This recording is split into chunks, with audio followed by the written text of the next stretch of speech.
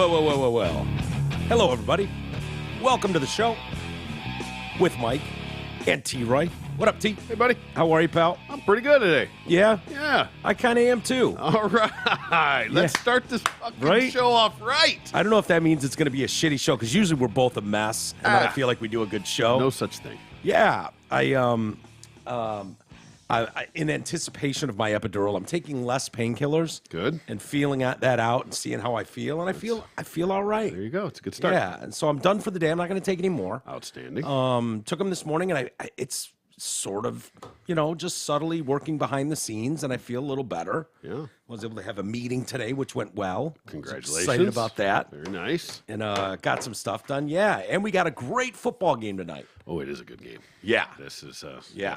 Yes. I'm excited. Chiefs-Chargers. Yeah. Should be fun. Cream of the AFC. We're going to, yeah. And the Bengals, those guys. Yeah. Well, the Bengals lost to the Steelers, so we'll see. It's early. A little Super Bowl hangover, man. Yeah, exactly. No, we'll see. It should be really really good game. I'm excited.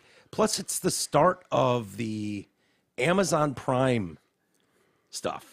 So this game is not on regular TV. Oh, okay. Oh, so last week wasn't? I don't think that. I think it was. I think it was. That's Herb Street, right? Doing the Thursday Al? night game, Al Michaels and Herb Street. Yeah, and the pregame is Richard Sherman and Ryan Fitzpatrick. Mm-hmm. Yes, that's all the Amazon. Yeah, so last week was Amazon. Okay. Mm-hmm. Okay. So I don't know how, dude, if you don't have Amazon Prime. You're screwed. Yeah, that's just so weird. What a great matchup. And then you don't have it. Mm-hmm. But we do have it. Of course we do. So we'll be watching that. Yeah. At least that just comes with your Amazon Prime. I think more people have Amazon Prime, I would think. Yeah. Than having to do another streaming service.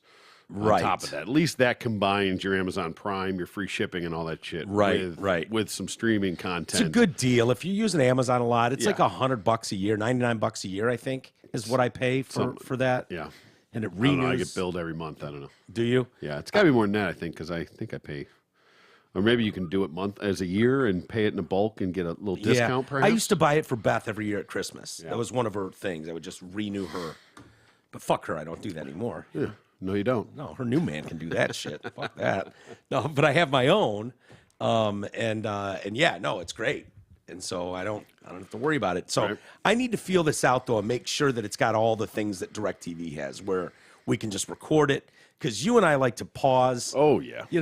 Let's make a snack, wait a half hour, then start the game. Yeah, we generally do not start the game on time. That would be silly. Yeah. Who the fuck wants to watch commercials? Right.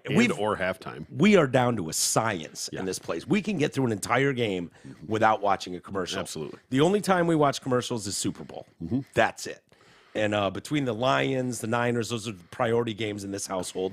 We don't watch a single damn commercial. And on Sundays, I don't mind the halftime so much because you get the updates and the highlights from all the other games. Right. Tonight, fuck am I going to watch halftime for? Yeah. There's no other game. There's nothing else to see. Yeah. No, thank you. Just them telling you what you already just watched. Right. Yeah. Besides the fact that that's halftime tonight's about my bedtime. So yeah, I generally don't see the tough. second half too much of Thursday night games. I'm doing my best to make it through. I usually get through the third quarter before I shut it down. Yeah. Just as an old man, I get tired.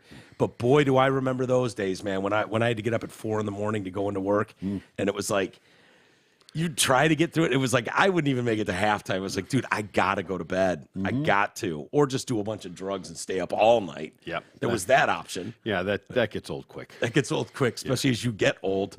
It doesn't. That's not quite the option it once was. Generally not. Yeah. So yeah. I got to tell you though, I really enjoyed being out west. Where in Arizona and California, the timing, yes, Monday Night Football starts at 6. Yeah, breakfast football in the mornings, 10 o'clock games, 10 a.m. games, and it sucks if you go out raging on a Saturday night. I've done that in California, and then woken up at 11 for a playoff game, Niners fucking Packers. I was at Schneider's house. Oh yeah, in where was he living? He was in Redondo Beach, maybe. Sure, for a while. Were there, not me. I don't know. Yeah, but he had an apartment there, right by the ocean. It was great. I left the door open all night. Breezes come in and off the ocean, and it was a Sunday 10 o'clock kickoff, Niners Packers playoff game. You slept. I woke up till like 11:30, and then I wake up. I'm like, oh shit, it's halftime. So you can get burned on it, but Nowadays, I'm no problem for a 10 o'clock start. None. It's great. But That's why I like those European games they've been playing. They're generally 9 shit a.m.s? games, but that's breakfast ball. Like, you wake up and click TV on, and boom, football. Love it. Until you see the matchup, and it's like garbage versus garbage. They really do send the shittiest teams on those things. Yeah, it's like a punishment. Yeah, exactly. Although I think the game in London this year is like Kansas City and someone. Okay. It's not like, usually it's like the Jaguars and the Jets. You know what I mean? Right. Send the Jaguars and Jets to Mexico. The Turd Bowl. Yeah, I think my Niners play in Mexico this year, too. Well, that's Mexico. That's not going across the pond. That's true. jumping over the wall. That's true. Those London games can eat a dick for all I care. I swear to God. No, I don't. They generally turn out to be terrible. I just like the timing of it. Yeah. That it's a morning game and you Yeah. get to wake up and there's already a game going. Have your eggs. Yeah. Yeah. Unless it's a fantasy thing and you forget. Fuck. Yeah. Yeah. I used to do that all the time when it was like a Thursday night game or a Monday night and you just forget. Yeah. Like, oh shit. I have guys on that roster that should be playing. Womp womp. Yeah. Anyway, right. What's going on in the world? Oh, boy. see. I can't love this story anymore. Well, please tell me you're talking about Uncle Ron. I'm talking about Uncle Ron. Yes. I love it myself. Isn't it the greatest story? It's the feel-good story of the year. It is. I don't know how else to put it. Oh, I love the response to Yeah. it. That's Yeah. the best part of it. Yeah. This is, how dare you people as political pawns. What? So you're allowed to fly fucking illegals into Florida in the middle of the night? No, it was just early in the morning. Yeah, 3 in the morning. Yeah. Real early. Real early in the morning. You're allowed to do that and just dump them into Florida. Florida's like, all right, I Okay. see that. Hold my beer. Yeah. We're going to fly 2 jumbo jets to fucking Martha's Vineyard. Oh, we've been saying it for months. Greg Abbott's a genius in Texas, sending these people to Chicago and New York and D.C. and just dumping them in their plate, in their lap, going, all right, Sanctuary City, let's see what you got. Mm-hmm. And now we've been saying, dude, where's Martha's Vineyard? What's the other one up there? Oh, There's another one that I want them so badly to send the everyone Hamptons? to. Hamptons. Right. Get into the Hamptons. Exactly. That's where, yes. Yeah. Drop off 50 of them and just let them scatter through your neighborhoods. Yeah. Let them start pulling up tents. Martha's Vineyard. I thought you were going to say weeds.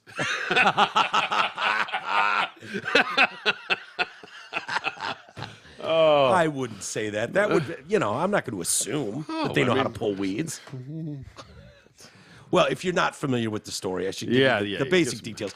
Governor Ron DeSantis sent 2 planes of illegal immigrants to Martha's Vineyard, a Massachusetts island home to a lot of wealthy progressives, but Barack Obama, who's so worried about climate change, yet he put his $11 million house on the coast. Isn't that going to flood out within a decade? I thought that's what I heard. So, obviously. I don't know why he's buying, oceanfront property. Because you it can. seems dumb, but, climate change. Right. So, yes, Florida can confirm the 2 planes with illegal immigrants that arrived at Martha's Vineyard today were part of the state's relocation program to transport illegals to sanctuary destinations. Here you go. Yep. States like Massachusetts, New York, and California will better facilitate the care of these individuals who they have invited into our country by incentivizing illegal immigration through their designation as sanctuary states and support for the Soup administration's open border policies. As you may know, in this past legislative session, the Florida legislature appropriated $12 million to implement a program to facilitate the transport of illegals from the state consistent with federal law. Wealthy Martha's Vineyard finally has to pay their fair share of what poor border towns have been forced to deal with for years due to open border policies. Dems talk about sanctuary, but get all stingy and look down their noses when illegal entrants enter their enclaves. Exactly. Yeah. I fully expect all the rich progressives to open up their Martha's Vineyard mansions to those newly arrived immigrants who illegally entered the country. Sanctuary without action is dead. So I'm sure they'll do their fair share and give middle-class border towns a break. If they don't, they're racists. Use their own words against them. Joel Berry, managing editor of the Babylon Bee, said, I'm so happy to hear DeSantis is sending migrants to Martha's Vineyard. I'm told the people who live there are the wealthiest and most virtuous liberals on earth. They must be so excited to welcome such diversity into their community. Mm-hmm. Yep. Comfortably Smug. I'm not familiar with them. I guess that's a popular account, Comfortably Smug. All right. They tweeted, Catchy name. Yeah, I like that. Every GOP governor dealing with a crisis at the border needs to start sending plane after plane of illegal migrants to Martha's Vineyard and the Hamptons. Sonny McSunnyface responded to a left-wing activist complaining the community doesn't have the resources to deal with the influx of migrants. Oh, does it suck to have community resources overwhelmed by migrants showing up uninvited? Sounds like it's time to stop being racist and start building. Flying migrants to Martha's Vineyard is cruel, but Soup busing them to random cities in Texas and Maryland was loving. Mm-hmm, exactly. Exactly. Did you see they sent 2 buses to Kamala's house, too? Oh, yeah. Okay, good. It's so funny to watch these people just get out. They all look the same, and they're just like, no, now what? It's like, I don't know. I don't know.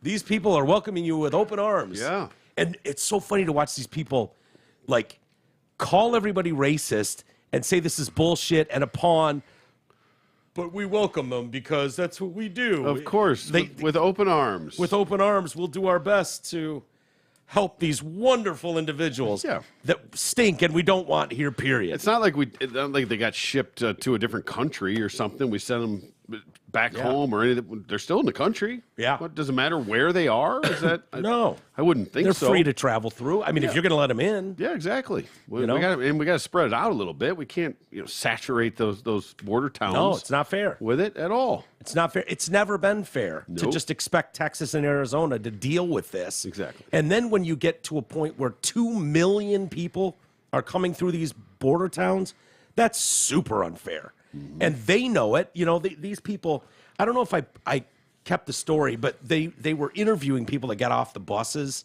at Kamala Harris's house. Yeah. And they're like, because she famously went on the Sunday shows, Meet the Press or something with what's his ass. And she was like, oh, no, the borders are secure. They are. The problem is the previous administration and what they left us with. Right. Okay. Yeah. Anybody buying that? Sure. Yeah. So she went on and on about how the wall they were trying to build to actually secure it? Yeah. You mean that part? That you shut down day one and now you're building? Now you're building again. So was it racist? It was racist when Trump did it. It was, so you stopped it. Day one. Literally day one. Now you're having to fucking refinish it. Now it's national security. Now it's national security. It's not racism.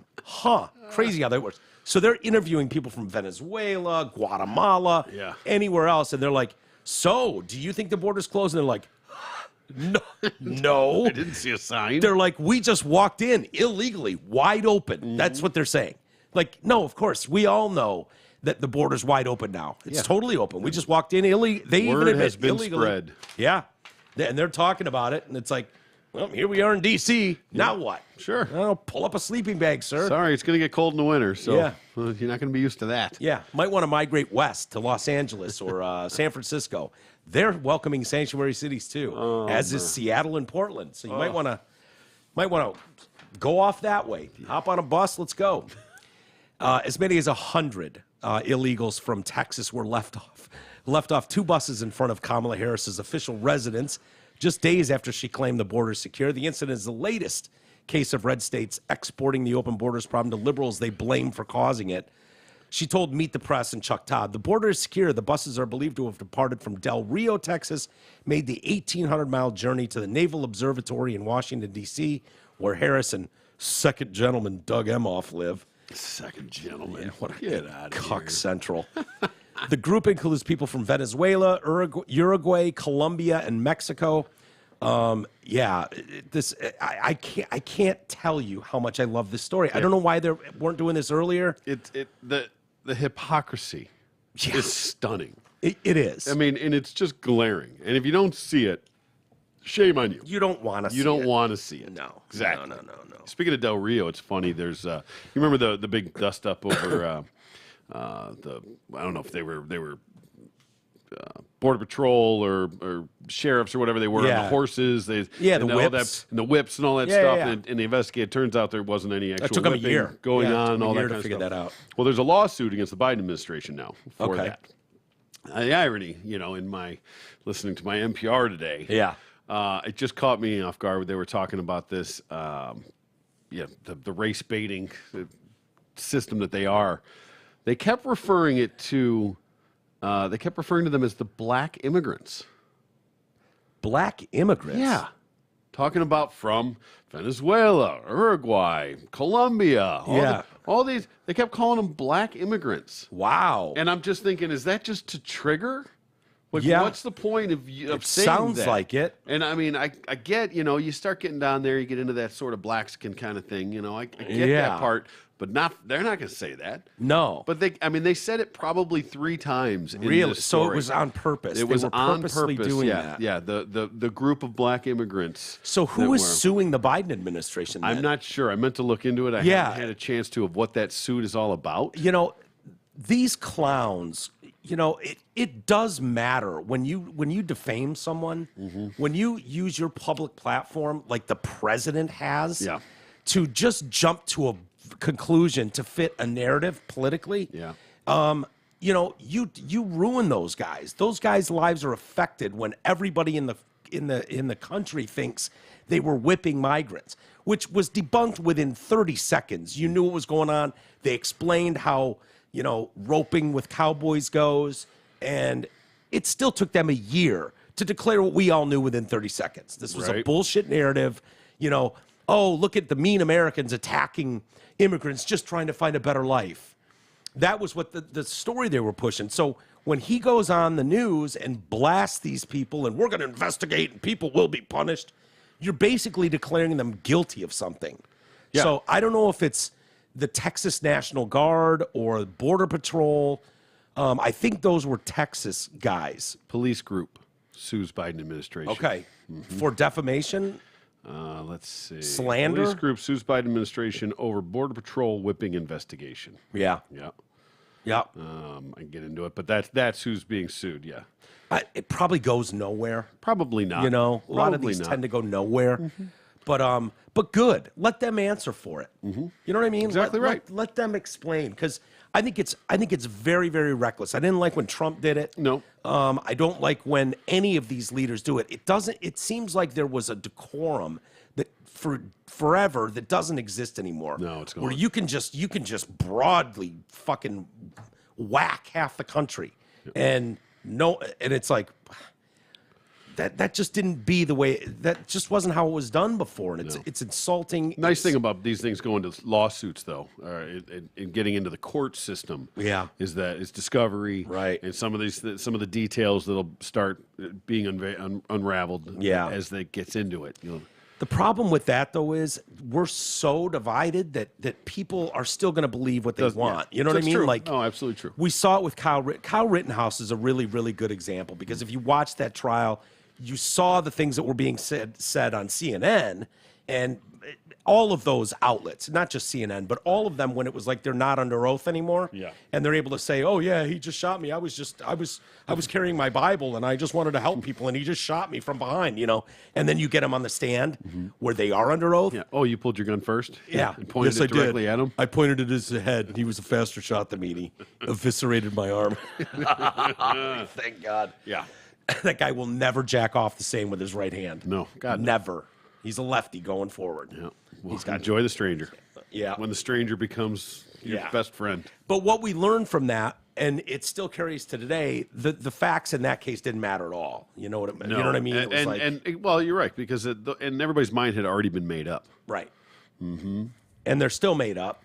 And I'd like to see lawsuits from that, because that would be easy to prove too. Yeah. It's like, here's a clown saying this to a media outlet, and here he is saying the exact opposite in court. Mm-hmm. Well, which one's true? The one that was under oath? Yeah. And you went to perjury? Yeah. You went to a media outlet who won't call you out on it and go, wait a minute, you said the exact opposite in court as to what you just said on the air. Sat in the hot seat in front of Michael Strahan. Yeah. Took that cross-examination. Yeah. Real biting interview. He's really getting down to the nitty-gritty. Important stuff. Important interview from Michael Strahan. Oh, that's so funny. But this is great. We hear threats of stuff like this, but it almost seems like it's never followed through. Yeah. I am so happy to see this followed through, because And let's not forget, right, that these planes were landing in Florida in the middle of the night. Yeah. These covert missions to drop all these immigrants off first. Yeah. Yep. And it's no accident. It was Florida. No. Right? I mean, no. It's so, but to be all offended and get on your high horse now. Yeah. Well, fuck yourself. Yeah. It's comical. And to see, like, no. We're deadly serious about this. In fact, we're going to budget tens of millions of dollars to make sure there is an ant line full of buses going to all these cities. Come on in and keep it moving. Let's go. You get off this plane onto this bus and fuck off. We'll see you in Martha's Vineyard. Putting in a say hi to the Obamas for us. budget for translators and everything. Yep. How soon before Obama puts a wall around his fucking mansion? Yeah. You know, I hope there's campsites on his street. That's what I hope. That's what you see out west. Why not? Exactly. It's great. No. These people have every right to go wherever they want in public. They can't be on his fucking porch, but they can be on his side. They can be on the government property out front. Exactly. They can. Beautiful. Nobody owns the water. No. Hanging out on the beach. Yeah, go to the beach every day. Go to their little town markets, their quaint little fucking restaurants. Go hang out there. It's awesome. I can't love it anymore. I can't I stress really it can't. enough. It's just warms my heart. And I love the balls to do it. Yeah. To absolutely actually fucking Say do it. Follow through. Do it. Not a hollow threat. Nope. And watch the people try to humana their way out of what they said 3 months ago versus what they're saying today. Yeah. It's fantastic. Right. What about a DeSantis Abbott bill?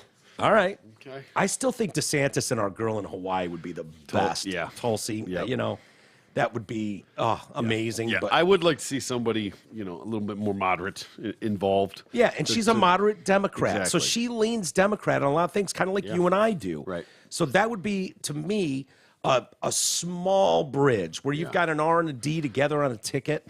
That they're just common sense. And even it's they label DeSantis as far right and extreme and all that, but he's not really. I mean, it's just common sense. A lot of what he says and what he does. Well, that's why it's so frustrating. Factual.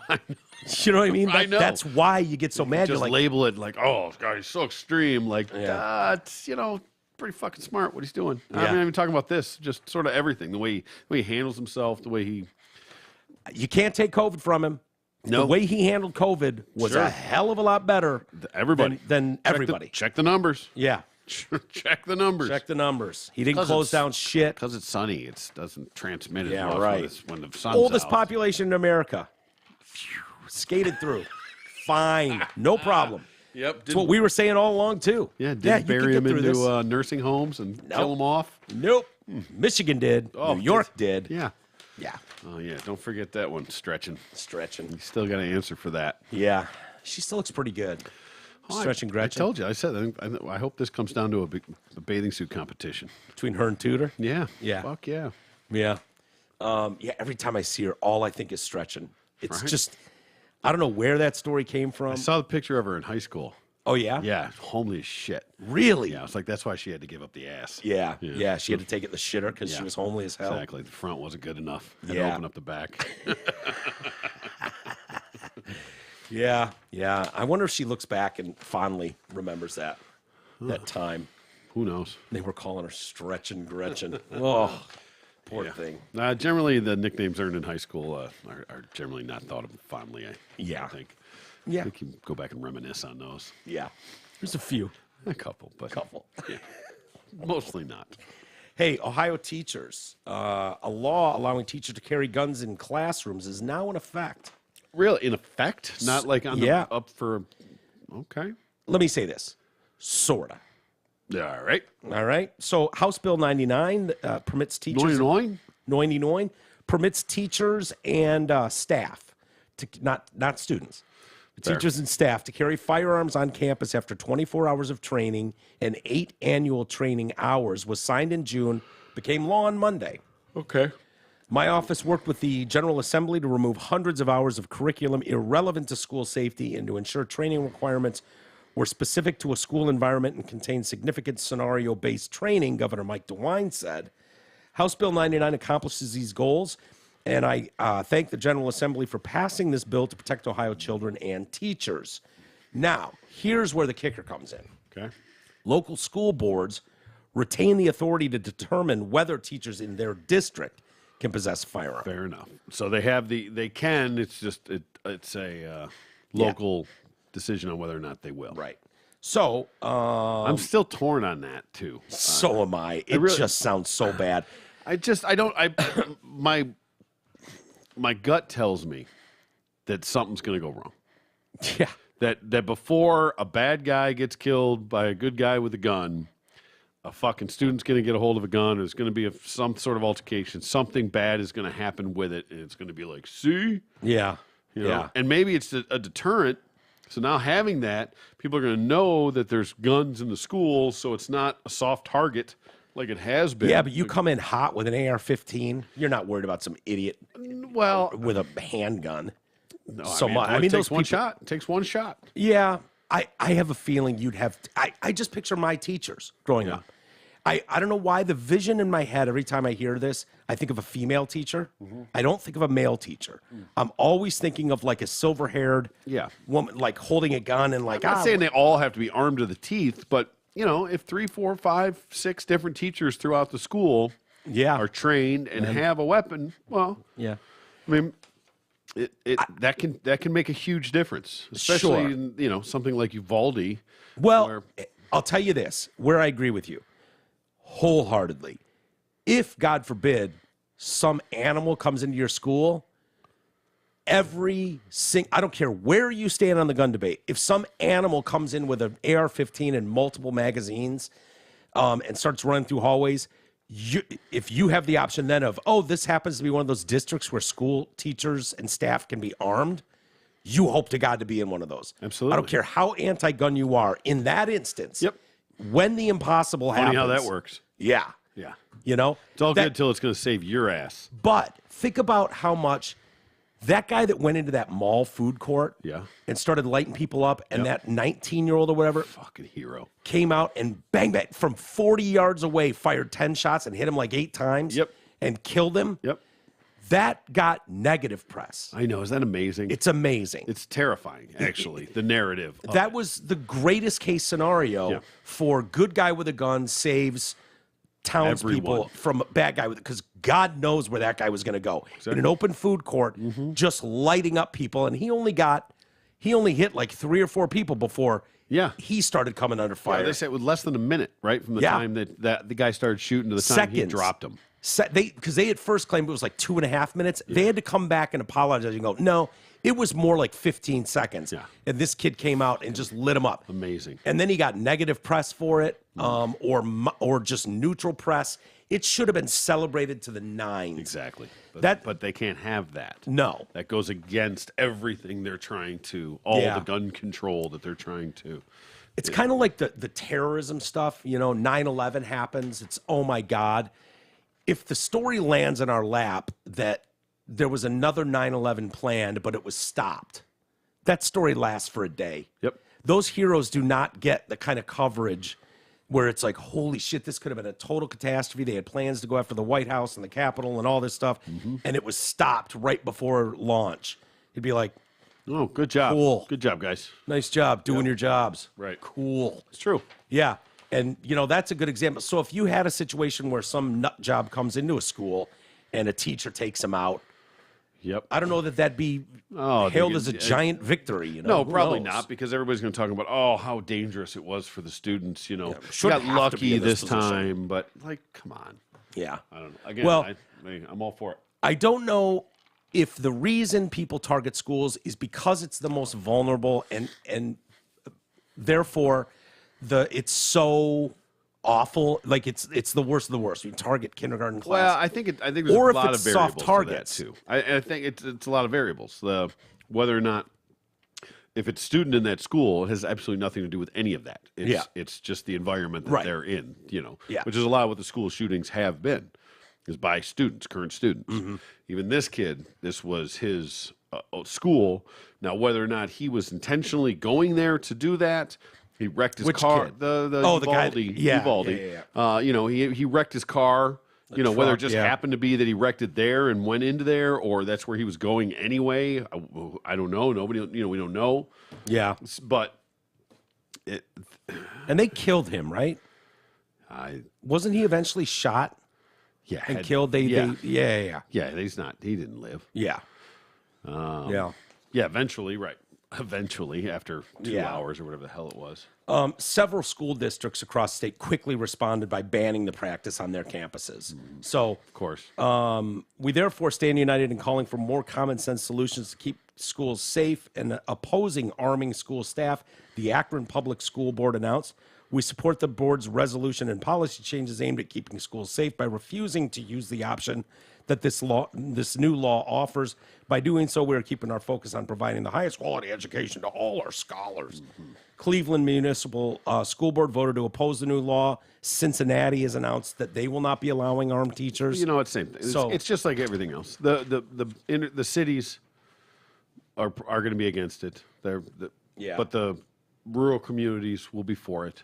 And, is there a way to do it, though? Is there a way to do it? Here's the thing, though. Let me just finish this. Yeah. That could be a situation to where, we talk about flipping these school boards, who they really answer to, but they're elected officials, right? So this could be one of those topics where, it depends on how people feel when it comes to protecting their kids. If the school board that's in there right now says, no, we're not going to allow that in our, a lot of people might think, you know what? I wish there was. For protecting my kids, I hope there is. And I'm going to get somebody in that school board that's going to overturn that. So when you talk about how to get change in these school boards and in these elections, things like that, it can be little things like that. I mean, that's a little, but it can be just those types of things that tip the scale. I got to think, too, that in Cleveland, Cincinnati, those probably won't ever change. Right. Those are going to be liberal. I imagine in almost every school system, there's an amount of people already in place that grew up hunting with their dad. Yeah. There's a football coach that's been shooting for years. Yeah. Like, you probably in most school districts already have someone that's sort of qualified for this. Already own weapons. Yeah.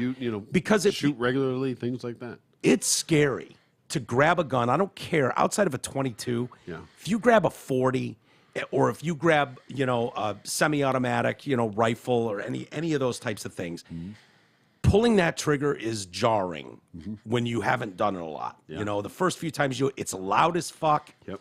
Even with ear protection on, they're loud. They kick, they jump. So I don't know if 24 hours initially training in firearms and then 8 hours annually sounds like a fair amount of time. Yeah. That you could get comfortable with a gun. Well, the 24-hour initially does seem a bit short to me. I mean, if it's somebody that's already comfortable, then it's not really an issue. Right. If it's somebody that's not familiar with it at all, it's a pretty accelerated class, I would think. I mean, 24 hours is quite a bit of time. Yeah. You figure really if it's 3 full 8-hour sessions, you get pretty. But now, or if you did once a week for an hour, 24-week thing, and you're going every week, as long as you've got people there, like, it helps us a lot to have, the crack brothers there. You know what I mean? Well, of course. Someone that can tell you what's going on and how to do it. That was the first time I've shot since I was a teenager. Yeah. Since I shot a gun. Yeah. And you're right, even that. I mean, I knew I was, but I was still. It's a little. I still got a little antsy, a little worked up. Now, that being said, if it were a life and death situation, I wouldn't ever. I mean, I wouldn't even think twice. I would grab whatever I had, whatever I could, and fucking empty it. Yeah, but it doesn't mean that it's the right decision. No, it doesn't mean that I'm trained enough to do it. Well, how would you have to do that? Because you wouldn't want like a special lock box where now you got to get a key in an emergency to unlock the gun. Is it something that's on someone's hip while they're teaching? That's my other question, is that I can't believe that it's just going to be an open carry type situation. They probably have to have a lock box in their desk, something along those lines. But whether they leave it in the desk all overnight or they take it in and out with them every time, that means they're carrying it in and out of the school every time. So, I mean, there are a lot of, but it can be where it can't ever be loaded. As you're carrying it in and out, you can have ammunition on you, but it can't be loaded. I'm sure there's going to be rules of how it has to be if you had a handled. magazine in your pocket and an unloaded gun on your hip, even if a student grabbed the gun, there's nothing there. Right. But if push came to shove, you just have this magazine. Yes, you can do on that your in a matter of person seconds. In a matter of, that would, Exactly. That would sort of work. I mean, unless some kid came to you at knife point and demanded your. I mean, obviously you can see scenarios where it would fail. Absolutely. Well, and then he brought a knife to a gunfight. Yeah. So, I mean, it doesn't take long to pull out and pop a clip in either. All if I you know what you're doing. All I know is if I'm in any public place, whether it's a stadium for a concert or a sporting event or a bar, and someone comes in hot with a gun, the only thing I'm praying is that someone else in that bar has a gun that's on my side. I need a good guy with a gun. Yeah. That's what I'm hoping for. It's scary. I understand it. It's America. So it's the reality of America. You're not going to eliminate all guns, and you're not going to eliminate all crazy people. Yeah. But there's something about being around the Crack Brothers at all times. Whether you're out to dinner or they're at one of your events, you just feel a little safer. Oh, absolutely. You know what I mean? Yeah, definitely. Just feel a little bit better. Mm-hmm. Yeah. Yeah. I remember one of the, what was it? Well, I think it was the pub crawl, the sponge crawl thing that went on. Yeah. And we were at some whatever fucking bar over there on the east side. It was like a bowling alley and different shit. And there was in the back was where the show was going on. Yeah. It was kind of this in between time. Yeah. I remember I was walking by and there was some sort of altercation, going on. And it's just me, I keep an eye on the situation. I didn't get involved, but I just kind of keep one eye on it. Like, all right, what's going on over here? Make sure, And then it was Tim Peterson, right? Former cop, Former cop, All of a sudden, and then all of a sudden he's right there, Like, okay. So same kind of thing. He's a like big boy. Yeah. So, I mean, I don't even remember, it was wasted by that time, I don't remember. I remember it ended up going outside. We ended up kind of going out there, like keeping an eye on everything, make sure nothing really popped off. It was the same kind of thing. It was like, okay, I was still there. I was going to keep an eye on everything anyway, but not that he had any authority, really. Yeah. But it's like, it was just a little extra, like, okay, I got a cop, with me. Yeah. Like, okay, so between him and I, we'll take care of the situation if we had to, Do you remember what it was? It was like a guy in a garage. Because I sort of vaguely remember that, there was something going on. I don't remember what it was. Some guy was there. Either guys were fighting or some guy was bitching with the staff. Or remember, it was a little heated. It was kind of popping off. It was tense. It was something was going on. Yeah. But I mean, like that was just me. Like I was just kind of stopped. Like it caught my attention, and I was hanging, milling around, just like make sure nothing fucking weird happened. And then all of a sudden, Tim, he was, getting right up in there a little bit. Like, all right, man. Like, okay, all right. Yeah. We got this. Yep. Yeah, there's something about it. Yeah, exactly. It just feels a little bit safer, I don't know. And it goes up. Like, you feel better having me somewhere. Yeah. Oh, yeah, right? yeah. I feel better having someone like Tim there. I'm sure Tim feels better having someone, better having somebody else. It goes up. And then you there. get the Crack Brothers in the mix. You got a Right. cop and a Marine. And it's like, okay, I'm not worried at all. Exactly. Not The other worried thing at we all. need is like an MMA fighter. And we'll be all set. We got it all covered. Yeah. Seeing guys that know how to shoot. Yeah. Without a care in the world, their hearing's long blown out. Oh, yeah. From years and years of that. Yeah. We didn't get to see it at the place we were because they were kind of pussies. They're like, man, 3 seconds between shots. Yeah. When you go to an open place and you see those dudes shoot, Right. and there's like fucking multiple targets, and it's like, pull from the hip, and it's like, oh shit. Yep. Yeah, that's the guy I need. I don't want to be one of those targets. No, I would be. Maybe. In other words, I just need men in my life. I need men around all the time. Indeed. Hey, TDC's original sponsor, Zott Ford and Holly, is now taking custom orders for new 2023 models. And when you order, you'll still lock in the $1,000 rebate and 2.9% APR financing with your order. Plus, Zott Ford's military trifecta is back. So if you're active or retired military, a veteran, first responder, or medical professional, and you buy, lease, or custom order a new ride, you will save an additional $1,000 over and above all incentives. Also, if you're sick of your current lease, like a bar and the team, waive up to 2 payments and get you out of your lease early. Finally, your friends at Zott have a fair amount of cars, trucks, and SUVs in stock and ready to go home with you today, so do not delay. Get details and see their delightful inventory at dealsinthed.com. Tell them TDC sent you. You know what I saw, speaking of which? What? Thad Zott's like for the auto show. He's like an ambassador. Oh, really? Something like that. Yeah, he was actually on NPR today. I missed his interview, but I heard No him shit. tease him that he was coming on there. I heard President Dementia was there, He too. was. Yeah, indeed. Looking at the Corvette and revving it. Yeah. Well, that's cool. Yeah. Yeah, good for him. Yeah. That's a great dude. Did you see the, I had a story yesterday. We didn't get to it, but like 15 Mustangs were stolen I didn't. from one of the lots. They got, they got the like dealer or the plant. Yeah. Might have been Flat Rock or something. And across the street, they've Getting- got all these things It's parked. getting more and more common. Yeah. These are getting stolen. Yeah. Like that. Some guys ripped off some Jeeps, like 3 of them, but they said between 12 and 15 brand new Mustangs, like 60 grand a piece, were stolen. I mean, that's coordinated as hell. Oh, yeah. When you're doing something like that. They recovered 2 of them. What got me was, though, like, what you don't know what was stolen, 12 or 15? Yeah, well, because they're just stacked on top of each other, all waiting for chips and shit right now. Yeah, you know? I guess. So you But got to figure out you would exactly. think they would have an inventory list. They'd be like, Wow. 12 were stolen. Within a couple of days, they'll know for sure. But, Yeah.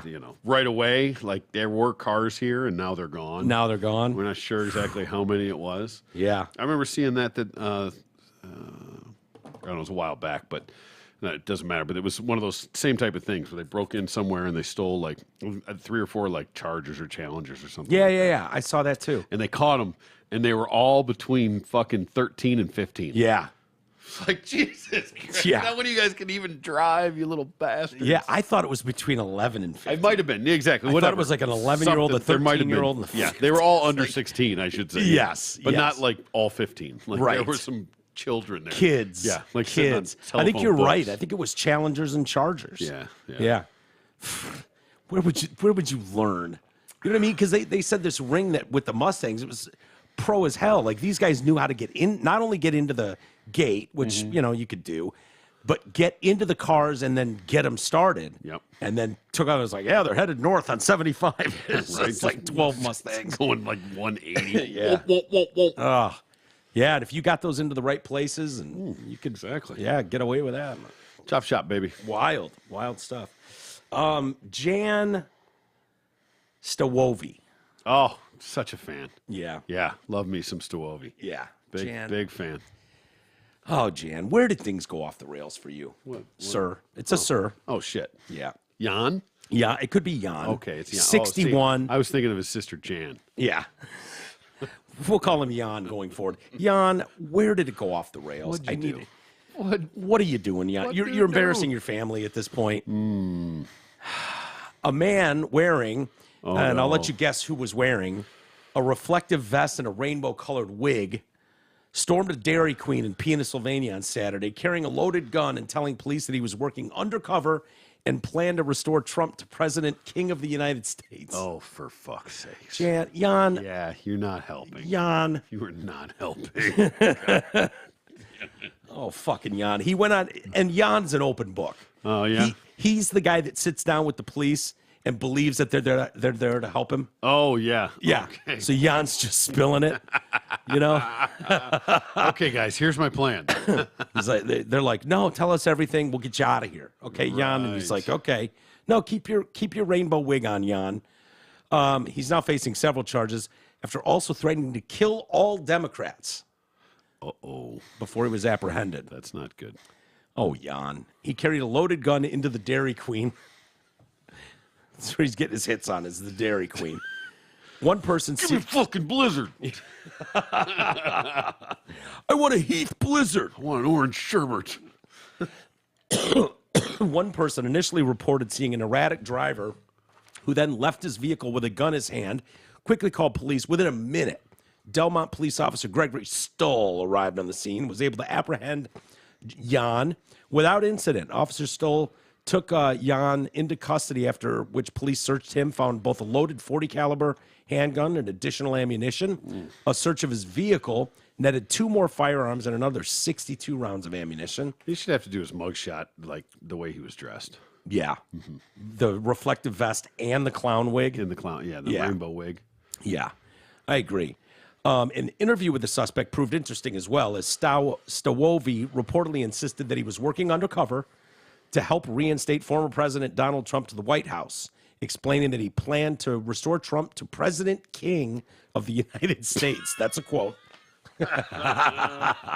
Oh, Sir, Jan. this is not how this works, Jan. No. It's just not. It's not helping. You know, some of us miss Trump. Some of us don't miss Trump. But, you know, declaring that you're going to restore Trump to President King of the United States, that's not even a thing. President King of the United States, Jan, is not a thing. Well, listen, perhaps English is not his first language. Maybe. So maybe cut Jan a little slack here. Yeah.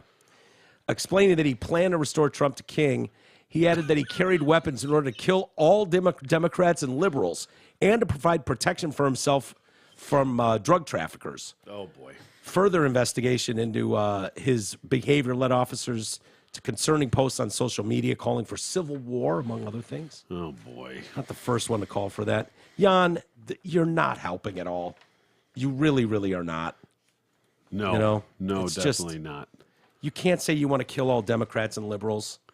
Yeah. You know, even if that thought hits your head, Jan, and if you do, can you dress appropriately and not in a clown wig and a fucking reflective vest? And the best place to make your point is probably not a local Dairy Queen. No, I wouldn't think so. Yeah. There's Jan Oh, right there. yeah. Yeah. Yeah. That's Jan. Yeah. So what do we do with Jan?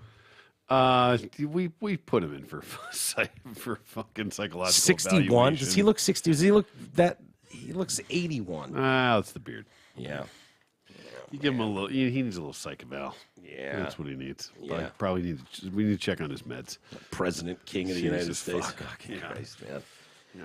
I have empathy for people that are just batshit crazy. Yeah, You know, there for seems whatever to it be is. quite a few of them. Yeah, And they're getting their hands on guns quite easily. Yeah, that's the scary part of it. Yeah. That's the scary part of it. Yeah. And, you know, he's Could a you white imagine guy. just, I mean, a guy in a safety vest and a clown hat walks up to you. Hey, are you by chance a Democrat? Oh, actually, I am. As a matter of fact. Bang. Yeah. Proud Done. liberal. Yeah. At least no one was hurt. And Jan will probably get on some medication that will actually help. Yeah. Hopefully. Yeah. Much needed, sir. Yeah, we could probably use a tether. Yeah. On Jan. Yeah. Just keep tabs on the A man. little anklet of some sort. Not a bad idea. Yeah, All yeah. for that. Yeah. Yeah. I imagine if we play close attention to Jan and his future, there will be another dust up of some sort somewhere. Probably. You know what I mean? Yeah, we should follow up with him. Give him a call. It'd be a nice interview. Yeah. I don't think he's available right now, but we could definitely look him up in the future. Couple of days. He'll be Yeah. fine. Yeah. Do they give him the free bail and all that? And just Oh, tell I'm him to show up sure. in Why weeks? wouldn't they? Yeah. Of course. Yeah. Get him back on the streets. Bail reform. Yeah, right where he It's belongs. for everybody, isn't it? Yeah. Knock it off, Jan. No more wigs. No more guns. Clearly, I think he learned his lesson. Yeah. Yeah. Oh, man. A hacker sent explicit messages to parents and teachers over a popular school messaging app. So I guess this is one of these apps that we don't have access to, but the school systems do. Yeah. Yeah, for Why teachers and stuff. I mean, for parents and all that shit. Is that what it is? Yeah. Yeah. Parents, students, Yeah. teachers. You get all the updates of school when things happen. And, Yeah. you know, I didn't have that app, but I get the Oh, gist for of your it. kids, were Yeah. they doing that kind of stuff? I didn't know we didn't have that. Yeah. But I get the gist of it. Yeah. They received an explicit photo in private chats on Seesaw, is the app. Okay. A student engagement platform. Districts in Illinois, New York, Oklahoma, and Texas said the photo was sent through Bitly, a Bitly link. Ooh. Yeah, Bitly. Unfortunately, it says, I looked up Seesaw. It says elevate learning in elementary. It's a pre-K through 5 situation. Okay, so they're teaching transgender stuff to them. Yeah, right, That's what's exactly. going on. Showing them how to fuck and all that kind of stuff. Clearly. Yeah. Bitly is a popular link shortening service that hides the real web address. So in this case, parents would not be able to see where the link was taking them. In some cases, though, the explicit image was automatically displayed to unsuspecting parents. So you just pick up your phone. There's a dick. Goddamn dick. Oh, I assume it was More a dick. dicks. Yeah. It's always a dick. Isn't it? Yeah. Like, no one's going to send an explicit photo of just Great a set titty. of tits Yeah. comes across. Yeah, it's no, it's never that. It's always a dick. Maybe it happens all the time, but no one would report it. It's so innocent. Right. Titty pics are being shared on these sites all the time. It's just never reported. And then it's like One dick comes across. Who fucking ruined? Oh, Jesus. Who ruined the titty You fucking know, stream? I was looking for my fucking titty shot this morning, and look at this. Giant duck all over my phone. Oh, The inappropriate image was reportedly a well-known meme photo of a man performing an explicit act. So I'm immediately thinking, Okay, they sent the big black guy with his dick. Yeah, Barry. Barry, yeah. But that's not an explicit act. That's just dick hanging to the floor. Yeah. So is he sucking his own dick, probably? Maybe. Is that the explicit act? A well-known meme photo. Well-known meme photo seems like something we would have seen. I think so. Performing an explicit act. Blowing himself might be good. So what would constitute an explicit act? Jacking it? Maybe.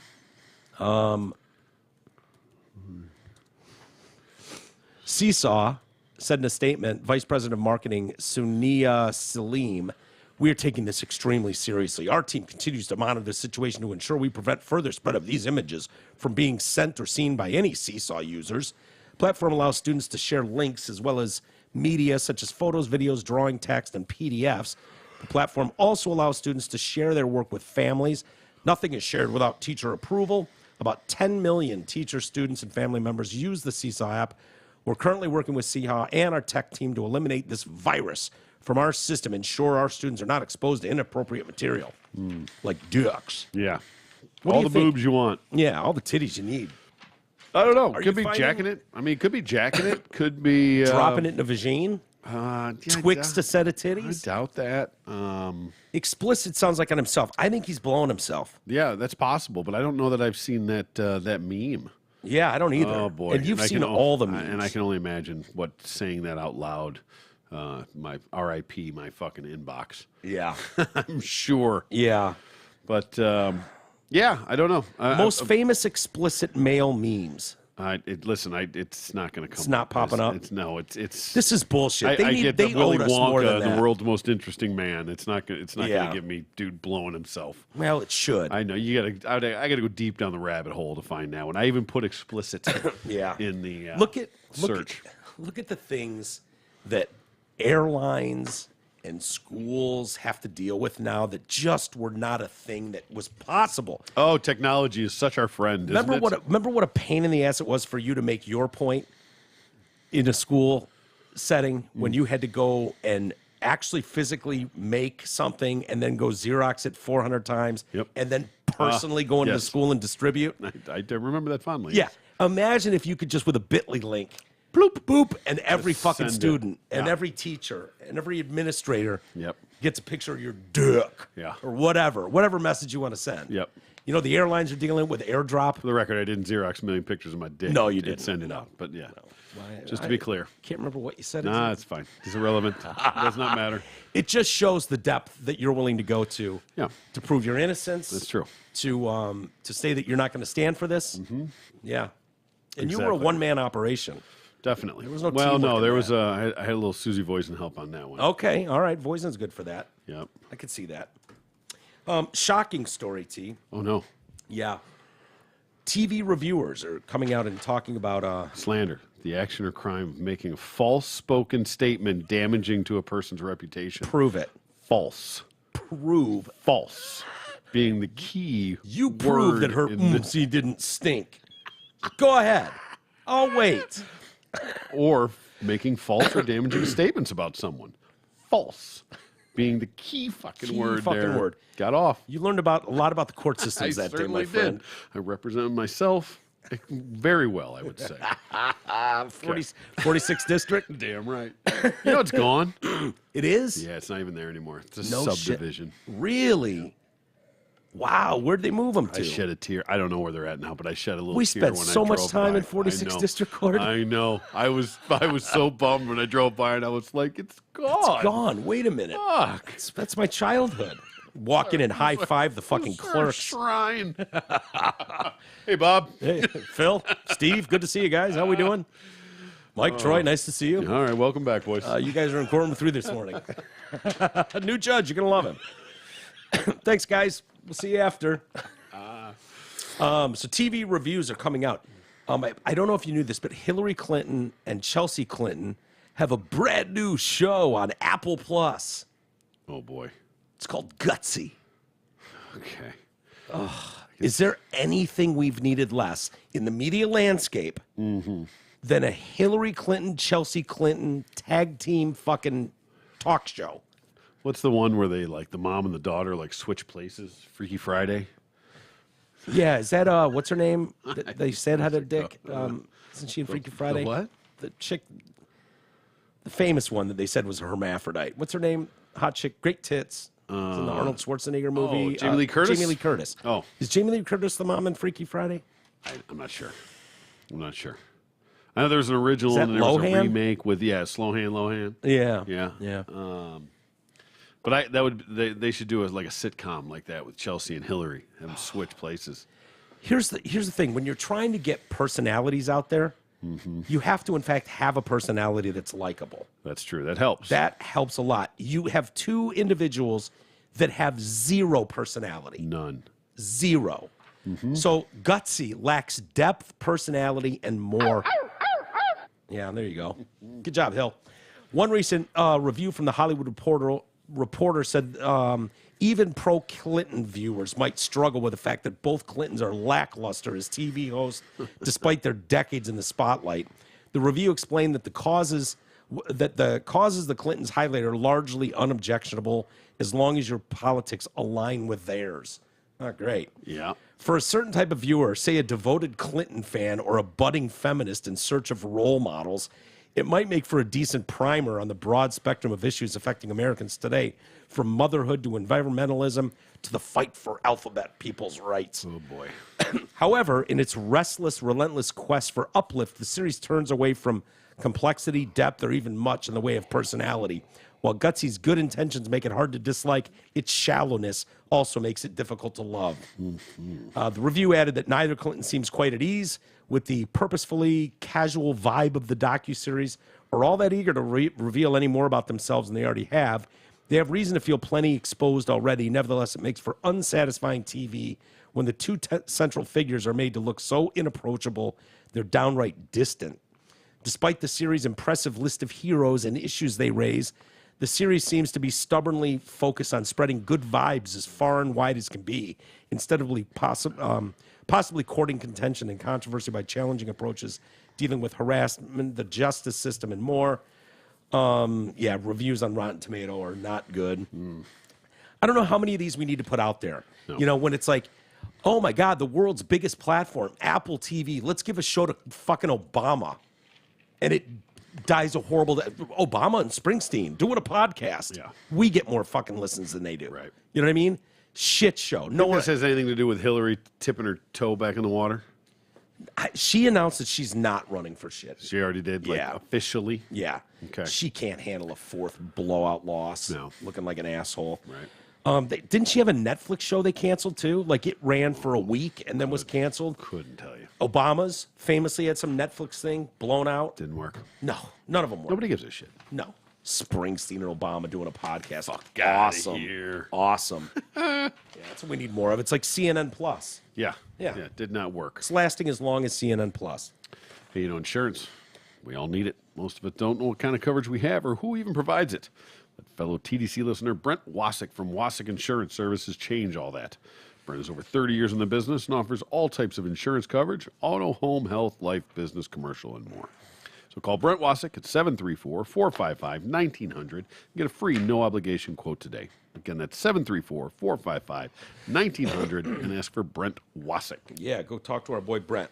B-dub. Promise. I guess this is a question that I'm going to ask of what would you do, but I have to ask like 17-year-old Troy versus Troy today. Okay. Because I think it'd be a wildly different answer for both of us. Probably. A Georgia woman, she's going through, they don't name the fast food joint, but let's just say McDonald's for sake of argument. Okay. Orders her sandwich, heads back to work, gets to work, takes her fucking double Big Mac out, and there's a wad of cash in the bag. Okay. Yeah. It's a little local screw up, local drive through. Joan Oliver ordered lunch and went back to work. She opened the bag. She found the sandwich sitting on top of a stack of cash. The pile totaled over $500. Wow. She called the police. Okay. Isn't that usually when they've got it in a bag like that, like they're waiting for their buddy to come through the drive-through that's selling weed or like something? that. I mean, I would think, maybe a mix-up or yeah, not sure. Police were called to Mrs. Oliver's workplace. She had gone, when she opened her lunch and removed her sandwich, she was surprised to find $543.10 in cash under her sandwich. Fuck, put a dime in there. Shit, right? Come on. Right? Okay. Police determined that a worker at the restaurant had mistakenly put cash earmarked for a bank deposit in the same bag as Oliver's sandwich as she sat at the drive-thru. Not only did she do the right thing, but she saved the manager's job. The Facebook post from a police officer praised Oliver. Mrs. Oliver, thank you for reminding us that we have amazing citizens in Jackson, Georgia. And it's people like you that make us great. Character and integrity is doing the right thing when no one is looking. That's true. Yeah. That is definitely true. Be hard, though. Well, yeah. Now, I mean, there's a few variables to this. Did I pay with a credit card or did I pay with cash? Good question. When I drove through there. Yeah. Good question. You got to figure there's cameras on. Exactly. I don't think they can guarantee which bag that was in. Mm-hmm. I can tell you that 17-year-old me would have absolutely kept the cash. Yeah. Without question. Yeah. The now me might have still kept the cash. Really? Yeah. I mean, it's cash. It's cash. It's cash. It's untraceable. Yeah. I mean, I don't know. And it's not like it was $10,000. And you could easily $500. You could easily go if police come knock on your door. No. You go, dude. Are you kidding me? I took my burger out of there. I threw the bag away. That was it. I don't know. If there was anything under there, I have no idea. There was probably a stack of napkins there. I never even saw the shit. I just tossed it. Exactly. I don't know. Take it up with a garbage dump.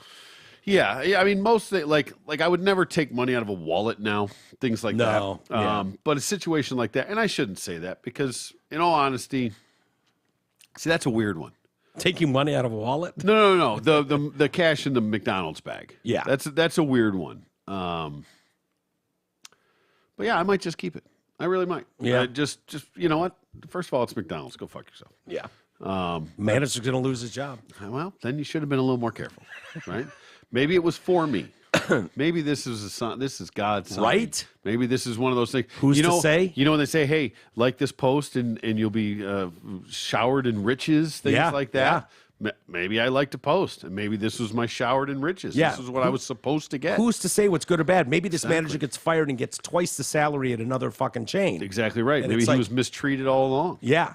Yeah, he was being harassed by coworkers. Maybe this is my good juju for all the Fridays that I buy a coffee for the person behind me at Tim Hortons in the mornings. Yeah, things like that. Maybe it's coming back around. You don't look a gift horse in the mouth, Michael. Maybe this manager was weak, didn't have the spine to quit that job when he knew he was getting fucking raked over the coals for his salary. He was abused by his coworkers. Very possible. You get this $543.10. Yep. He loses his gig. Yeah. He's depressed, finds out he's getting double the salary next door. I get rid of that dime so fucking fast. That doesn't even go in my pocket. Chuck that up. Fuck that dime. That dime goes to hell.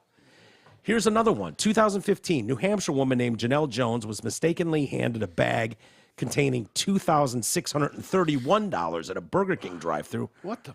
Her husband, Matt, could have used the money, but they knew they had to return it. They're fucking Jehovah's Witnesses. Of course. And Jehovah sees everything. He does. What if Jehovah's looking down going, hey, I gave you that. You needed the money. I just dropped $2,600 in your fucking lap, asshole. Point, man.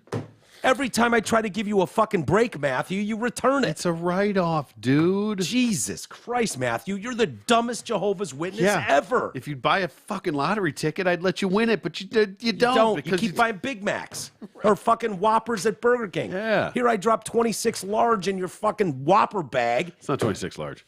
2,600. Yeah. Still. I dropped 26 in your fucking bag and you return it? What's the matter with you? I know. Yeah, well, I wonder what our listeners would do. There's a email conscious thing there too. Yeah. And like I said, it depends. I mean, like if I just found cash on the ground, nobody around, nobody anything, I'm not going to turn it in. Can I be honest with you? What am I going to turn it into? What? After the party we had a week or two ago, whatever it was, after Newburgh show when everyone came back here. The next day I was out cleaning up that backyard and, kind of getting everything in order. I found a $5 bill. Really? Yeah. I was looking for my $5 bill. I'll be honest with you. I didn't call anyone. No. I didn't report it, lost and found. Yep. I could have checked in with everybody that was there. I know everybody basically for the most part. Yep. But I didn't. Yeah. So someone lost a $5. It was folded up like it had been in a bathing suit. Okay. Maybe someone went in the pool, emptied the. I don't know. That rules me out. Yeah, that's true. Yeah, you're ruled out immediately. No, but if you live by that rule, like, hey, everything happens for a reason. Yeah. And the other thing too is that $500 is like a weird number. Like the $2,000, like that might trigger some like, okay, this can be missed. Yeah. Not the 500 is not, but it's in that weird threshold. Yeah. Like it's not like a crazy amount of money. I don't know anybody's really going to come looking for it. You know, Yeah. $2,000. Somebody's going to be looking for $2,000. 2,600. 2,600. Yeah. Okay. Yeah. Even so, but again, like I said, if I see somebody drop it, of course I'm going to give it back to them. If it's in a wallet or something, I'm going to find them. I'm going to give it back. I'm not going to take the money out of the wallet. Things like that. But if somebody's just going to arbitrarily give me that money, well, say you take it out of the context of the drive-through. Say you were walking through the park, you're by yourself, you're walking bogey or something, and there's a stack of cash sitting there in a bag. yeah, No one's around. You look around, there's no one there, and there's fucking $800 in a bag. Do you pick that up and take it to the police station? Nope. And say, if someone claims it, they get it. If not, I get it. nope. You just carry on your way. No, I just take it. Yeah. I just keep it. I wonder what most people would do. Are we monsters for even having this conversation? Maybe. Maybe that makes me a shitty person. Well, okay, let me up the stakes. Yeah. Say you are well-to-do. You money is not an object for you. At that point, I bet your attitude changes. Where if you find $800, it doesn't mean shit to you. $800 is nothing. Maybe not. Maybe that's probably why I'm well-to-do.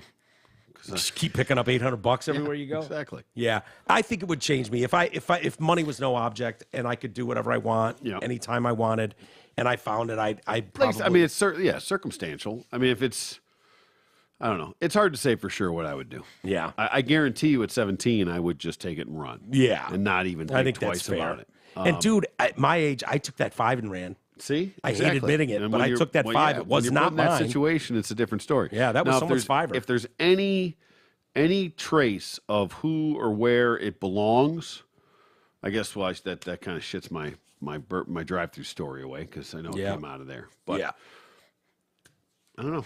Maybe we'll see. Yeah, I have actually gone back in. I was given too much change one time, and I actually went back into the store. Really? Yeah. I didn't. They just gave it to me, and I just put it in my pocket, and I walked out because I was just cashing out, and I went. And as I was getting in my car, I was doing my stuff, and I took it out, and I was putting it in my wallet. I realized that I'd paid with $100, I think, and then I spent $40. Yeah. And they gave me an extra 20, and that was the difference to where I knew that's going to come out of if their drawer is short. That's going to come out of the employee. Yeah. So I realized it was an honest mistake. And I went back in and I gave it back. Yeah. So I'm not a total monster. Yeah. But yeah, I'm trying to think if I've ever had that happen. I know it has happened where I got too much. There's probably been times when I've been like, all right, thank you very much. Enough. Yeah, see? Good enough. If she thinks I gave her a 20, I actually gave her a 10. Right. Awesome.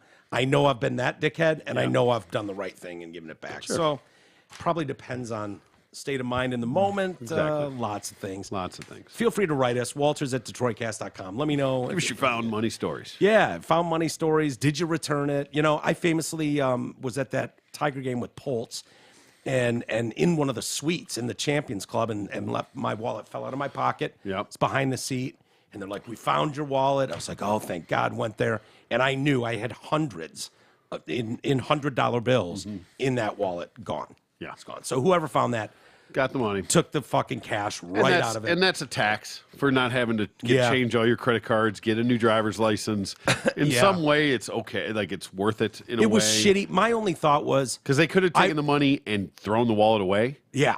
And just discarded it, and then you're totally fucked. So at least this way, you don't have to redo all your stuff. And they probably went, he's got $100 bills in the Champions Club. Fuck this guy. He's rich anyways. Yeah. I'm sitting in Drew's seats. They were not mine. Right. So, but yeah, it was frustrating because I know personally, if I find a wallet, which I've done, I would never steal a dime out of it. Remember when that they found your wallet in the stall in the manhole bar?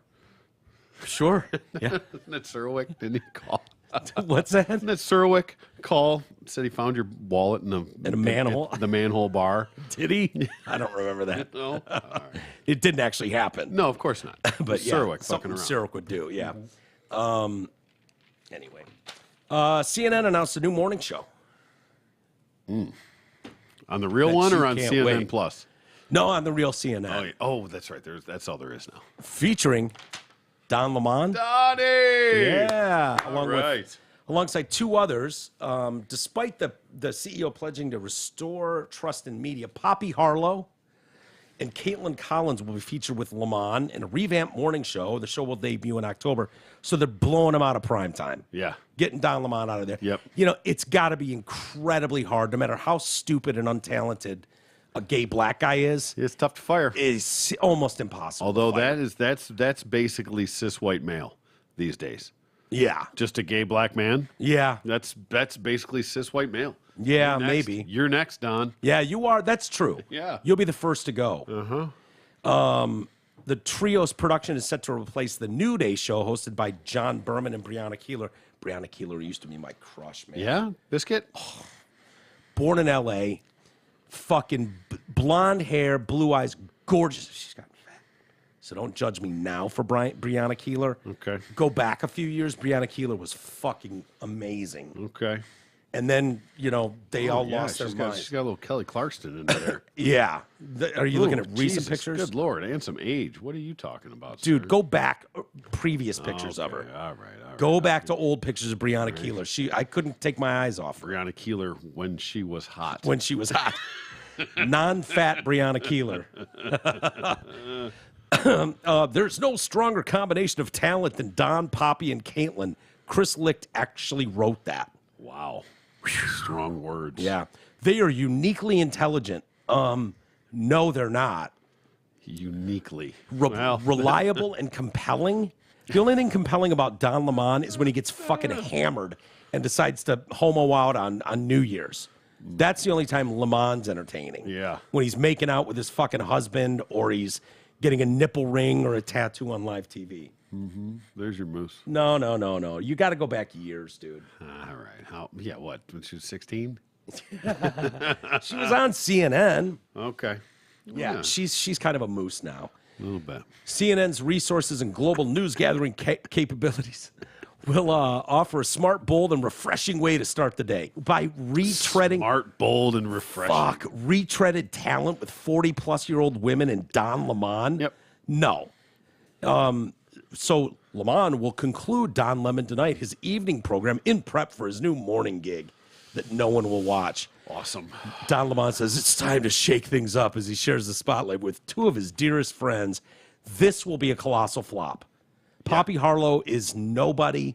Don Lemon sucks. He's the dumbest person on television. I've said it for 15 years. Okay. Collins serves as White House correspondent for CNN, has a track record of being one of Trump's least favorite reporters.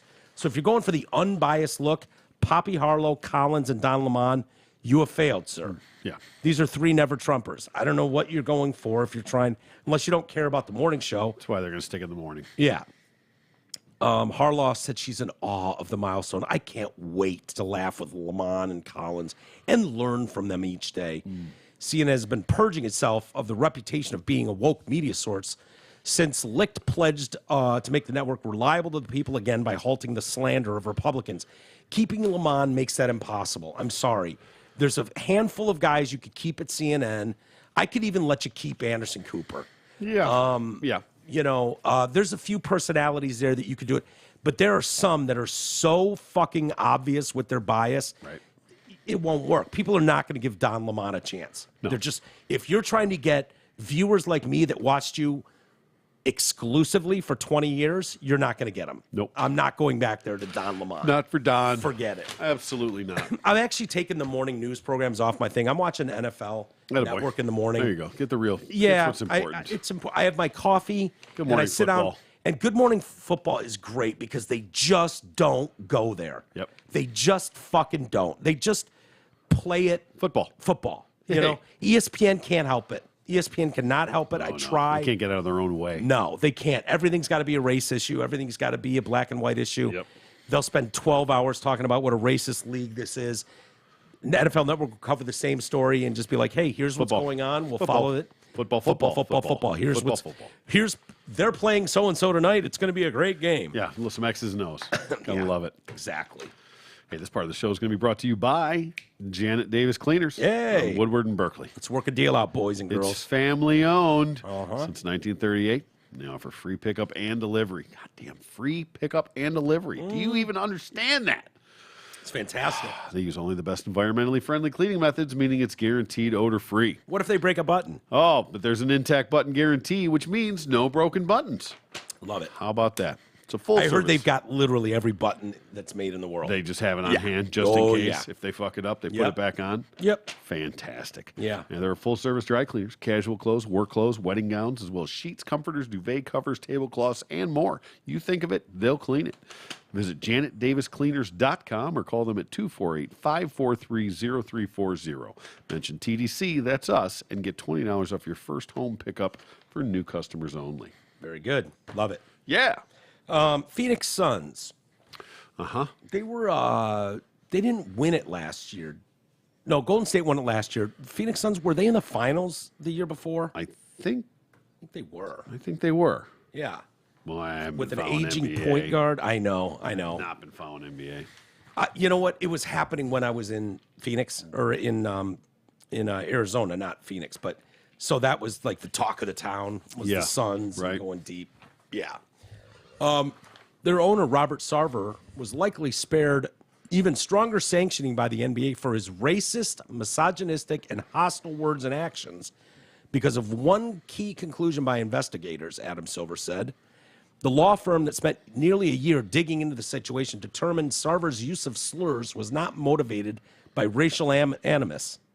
No? That's the conclusion they come to. Don't they usually, like, if you said it, that's it. Like, that's it. It's all that matters. Like Papa John famously. Oh yeah. What did he said the N-word. Dropped N-bombs on a conference call. On a conference call, but he was quoting. There was a famous thing he was trying to make a point. Is that what it was? Yeah. I don't remember what his excuse But it wasn't was. like, we don't hire, ends. It wasn't like that. Okay. I think he was quoting someone, and it was so that would fall under. It wasn't quoting Tupac. I think it was Colonel Sanders or some shit. It was like that sounds about right. Yeah, but if that's the new standard, there was no racial animus. You could say that for a lot of these cases. In other words, context matters. Oh, how dare you! But this sounds kind of bad, honestly. Had that not been the case, Silver indicated his punishment, a 1-year suspension and $10 million fine, would have been far more severe. It was relevant. I think if they had made findings that, in fact, his conduct was motivated by racial animus, absolutely, that would have had an impact on the ultimate outcome, but that's not what they found. And that, to Silver, is one of the key distinctions between the Sarver case and the one involving I like to help minorities. Don Sterling. How about that? I love it. In 2014, when he was banned for life and fined $2.5 million for racist comments. Oh, boy. I'll have you know, he never dropped the N-bomb once, though. Not once. 80-some years old. He's got AIDS. I didn't give him those AIDS. And when he had those AIDS, I could listen to Don Sterling I'm telling you, right? all day. Mm-hmm. Juice, please. Lawrence, juice. Post-haste. Lawrence. Remember Lawrence? Yes. Lawrence, juice. Post-haste. What are some of the other drops we have of Don? Oh, let's see. I think he should be ashamed of himself. I think he should go into the background. And when he had those AIDS, I went to my synagogue and I prayed for him. I'm the guilty one for uttering those terrible, ugly words that I don't mean. Terrible. All right, that's words. enough, Don. And all he did basically was like, you want to fuck black dudes, fine. Yeah. Don't post it on Instagram. Yeah, just keep it in house. Yeah, right? Keep it. Yeah, I don't give a shit how many of them you bang. I don't know why the girl had me say those things. The girl. LeBron James took his concerns because you know how LeBron is. Let's just jump out ahead of it, make some grandiose statement. Oh, fucking social justice warrior for people. Yeah, he's just one of the people. Mm-hmm. I got to be honest, our league definitely got this wrong. I don't need to explain why. Y'all read the stories and decide for yourself. I said it before, I'm going to say it again. There's no place in this league for that kind of behavior. I love this league and I deeply respect our leadership, but this ain't right. There's no place for misogyny, sexism, and racism in any workplace. Don't matter if you own the team or play for the team. We hold our league up as an example of our values, and this ain't it. Chris Paul echoed the same.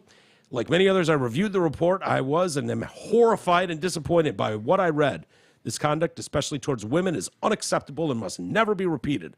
I am of the view that sanctions fell short in truly addressing what we all can agree was atrocious behavior.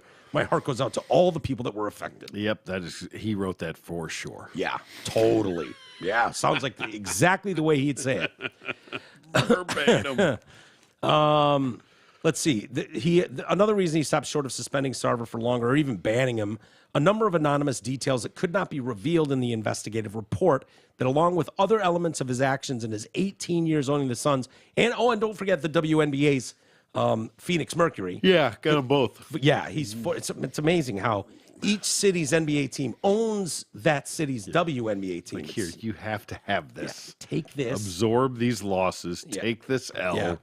You're going to have to make it up on concessions when actual basketball players are playing because you're stuck with this shit. Right. You deal with it and promote it.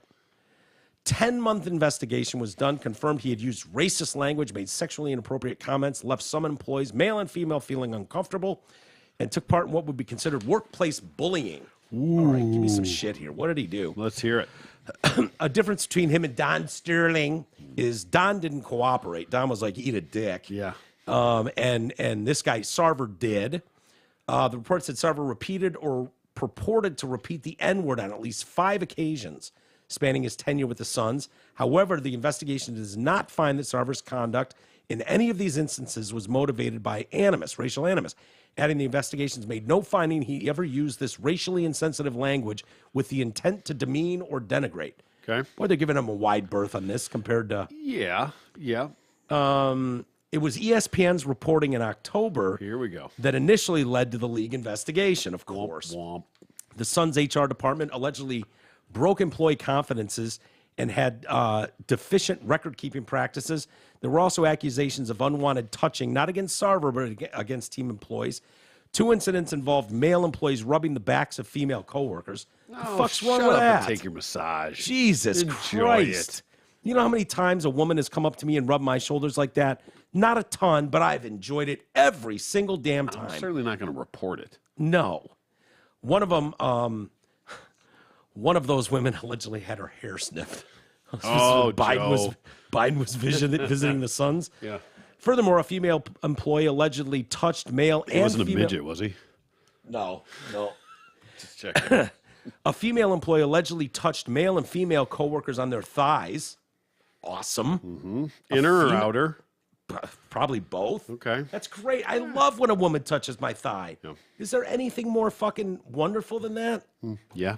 Well, Yes, there is. for a starter, when you don't expect it. If it's someone, it's a pleasant surprise. No I mean, doubt. yeah, if she just pulled your dick out and started going to You town got on to start it. somewhere. You know, Yeah. that's It's entry level. Yeah. It's like, oh, okay, she's open to it. All right, yeah, a rub of the that's- thigh is she's open to it. Exactly. I could toss this dick probably in the fucking security closet. Yeah.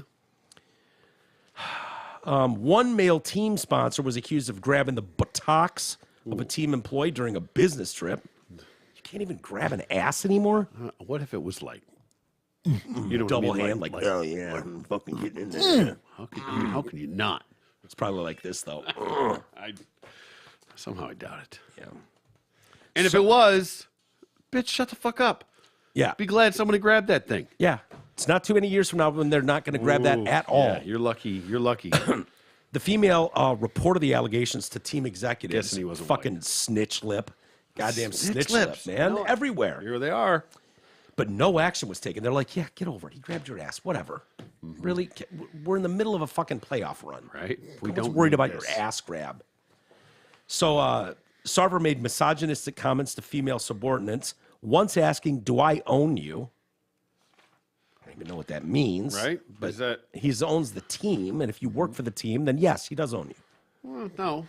But I mean, Basically. But that line of questioning seems weird. Do I own you? Yeah. Like, That's the best they got. that's weak. And frequently use the N-word. Frequently. At least 5 times in his tenure of how many years? 18. 18 years. Yeah. Yeah, that sounds very frequent. 5 times in 18 years. Yeah. The level of misogyny and racism is beyond the pale, one Suns co-owner told ESPN about Sarver. That sounds racist. It's embarrassing as an owner. Beyond the pale? Mm-hmm. Yeah. He's talking about the few pails on the team. Yeah.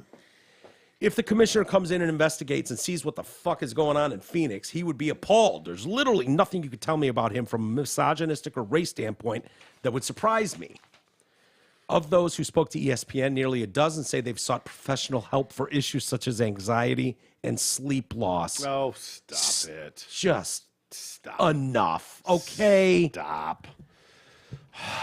Sarver was accused by former Suns coach Earl Watson of using the N-word to complain in 2016 that Golden State Warriors forward Draymond Green had used the term on the court. You can't say that, Watson said, who was Hispanic and black. Why, Sarver asked. Draymond Green says N-word. You can't fucking say that, Watson repeated. Sarver only admits to using the N-word once, years earlier. On one occasion, a player used the N-word to describe the importance of having each other's back. I responded by saying, I wouldn't say, I would say that you were in the foxhole together. But he said the word. My ends. My ends. Right. What up, homie? Mm-hmm. An assistant coach approached me a short time later, told me that I shouldn't say the word, even if I were quoting someone else. I immediately apologized and haven't said it ever again. The N-word has never been part of my vocabulary. Let me be crystal clear. I never once suggested on that night or ever that I should be able to say the N-word because a player or a black person uses it, he said to his attorneys. At least 6 employees accused Sarver of using the N-word while quoting African Americans. You're like, whoa, Robert, you can't do that. Yeah. In 2013, he allegedly used the N-word to explain why he filled the head coaching vacancy with Lindsey Hunter, who is black, over Don Merle? Don Merle. Sure. Yeah, who is white. Yeah. These ends need an end. You know what? I mean, sometimes. Exactly. There's but listen, there's no hatred there for that. Mm-hmm. And I mean, it's not even like hard R, right? It's not saying it like in a derogatory term, like these hard R's need a hard R. Yeah. No, it's these R's need an R, right? Yeah. And that's understanding your team. Yeah. Like I would think that the guys would respect They're not going to play that. for a honky. They need right. Yeah, we don't need no cracker. We need an ah on here. the bench. Give me a good on the bench. Man, this is Lindsey fucking Hunter we're talking about. Yeah, Lindsey was great. Damn right. Lindsey. That's my ah. Employees were reportedly discouraged from filing complaints with human resources. They should be. Mm-hmm. Several were dismissed after submitting complaints and were told they no longer fit the organization. Yeah, I would say. Yeah, you won't stop chirping to HR. Yeah. We're trying to run an organization here, bitch. Snitch Beat lip. it. Yeah, snitch lip. Get out of here. Women in particular have felt targeted by Sarver, who's not only accused of making sexist statements, but condoning such boorish behavior from male employees. It wrecked my life. I was contemplating suicide. Oh, well, God. You're a weak fucking soul then. Yeah. I got a feeling it was on your fucking docket before that. Yeah, I would agree. It's been top of mind for a minute. ESPN reports that 3 females employees contradicted the team's denial. Another female employee said a Suns executive drunkenly asked how many coworkers she had slept with and specifically inquired about one coworker's cock. Okay. Weird, but okay. Don't have a problem with that, but yeah, I agree. But if you heard like Larry in accounting had a fucking, a sky hook to his cock. Yeah. You know what I mean? Right. Like it fucking went hard left, and it was like, I heard you fuck Larry. Is it true? Is it true? So you got a full on Clinton? What's going on? Yeah, what's going on? Is it bent like a Clinton? Yeah. Oh man, that thing's bent as a motherfucker. Goes left, turns hard left. I gotta fuck him sideways. It was terrible because I had not had sexual interactions with anybody on the staff, so that was very weird. Okay, you didn't fuck anyone, so someone inquired. Yep. Laugh it off. Say no. No, I didn't. I don't know. I have no idea about Larry's giant bent cock. Why don't you go talk to Larry about Larry's cock? Yeah, ask Larry about his cock. I don't know. I don't have one. It also made me uncomfortable because my VP is asking me about my sexual history with other coworkers. That kind of thing was almost normal, but not at all. The former employees said they were too scared to take legal action. God, you're in the wrong business. You know, you're in a men's world. Well, you know, some guy asks you, have you banged anyone here? He gets hammered. You can absolutely go way too far. But at the same time, you need to have some fucking tough skin. You need to be able to, if that's you're going to more be in what that, it is. Exactly. That's more what it is. Listen, I'm in construction. Like, women that are in construction, get it. Yeah. You know what I mean? Yeah. They'll give it as well as they get it. Yeah.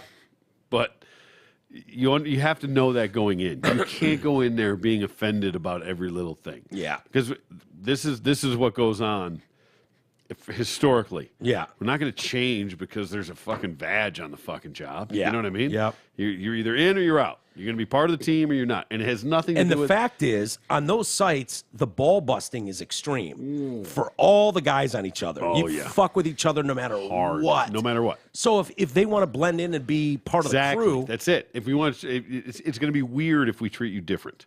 So I would think the females would feel that. Like, all of a sudden, everyone clams up when you're around, afraid you're going to fucking rat out. You're going to There's been a couple that think it's their free pass, that, like, guys will do shit for them and all that stuff. Yeah. Like, bitch, this ain't a date. It's a fucking job site. Yeah. Pick the shit up and go fucking to work. Yeah. No, I'm not going to carry your fucking ladder for you. Just shit, if you can't, get the fuck out of here. You know? Yeah. Yeah. Smart. Yeah. I mean, again, it's abused. Some people take it too far. Thinking they're going to get laid. That's why. Well, and I mean, and there's guys right? that have resentment for it, things like that. I mean, but in the general day-to-day of what goes on, yeah, you got to have tough skin. You have to. Yeah. You just have to. And if you're going to come in and try and fit in and be one of the guys, you know, then you can't play the fucking female card. Oh, my God, yeah. You know, you're going to be one of the guys. You're going to be treated like one of the guys, and you better respect that, right, and accept it, and appreciate it, because that's a huge step to be treated as one of the guys. That means you're accepted. Accepted and equal. Exactly, and that should be your goal. Yeah, and not be, you know, again. It can go too far, and some people are assholes, of course. Yeah. Right? They get out of line, say the wrong things, you know, take it too far. Do you think it's guys that don't understand? Like, if we're sitting around and a hot chick walks by, especially when we were younger, you know, you get a group of guys, they'll talk all up and down about what they do to that girl, and half the time you're busting on your buddy like, you would not, you pussy. You'd fucking... You couldn't. Yeah, you wouldn't even get it up. Who you kidding? You know, that kind of ball busting, but it's kind of tossing the ball around. And totally inappropriate. Now, if a girl walks into that scenario, you know, go, yeah, would you scissor the shit out of that or what? Yeah. Right? Yeah. Don't you wish your tits looked that good? Things like that. I mean, but it's not. Yeah. But it's right. I mean, you could either be like, "Oh, what a pig!" Oh my God, he mentioned my titties, right? and I felt uncomfortable. It's like, oh, fuck off. Right. Stop it. You make a small dick joke and you fucking fit right in. Exactly. That's how it's done. Yeah. Go ahead, tough guy. Pull it out. Let's see what kind of hog we're playing with here. If it's good enough, maybe I will fucking sit on it. Exactly. Make him pull out his fucking... and Never mind. Never mind. Fuck you, bitch. That's what I thought, tough guy. Exactly. Easy. Yes. Easy way to play it. But like I said, of course, it can go way too far. Yes. And so it's a delicate balance between fitting in, being part of the group, being one of the guys, and being in a hostile work environment. Yeah. And, you know. Well, I was in what you would consider, there were very few women that worked with us. We were respectful enough to not harass people, but we definitely had some young females come in. And I'm talking about when we're in our 20s. Yeah. You know, when you're talking about Mark and I, right. Clark could be pretty inappropriate at times. Sure. But he's Homer Simpson. All talk, no game. He would never fucking cheat on Trish in a million years. It's just the way he was. But he'd say outrageous shit, but that whole room was as fucking toxic as you get. Like, it was what it was. The whole point was to say the most outrageous shit. Yes. To push those boundaries as far as you could go. Off air was 10 times worse than what you heard on air.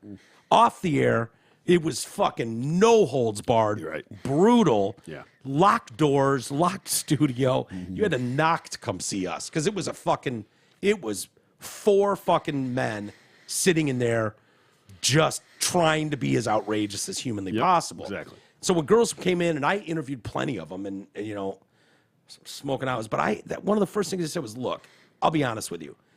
It is what it is. Mike's going to say inappropriate shit. There's going to be...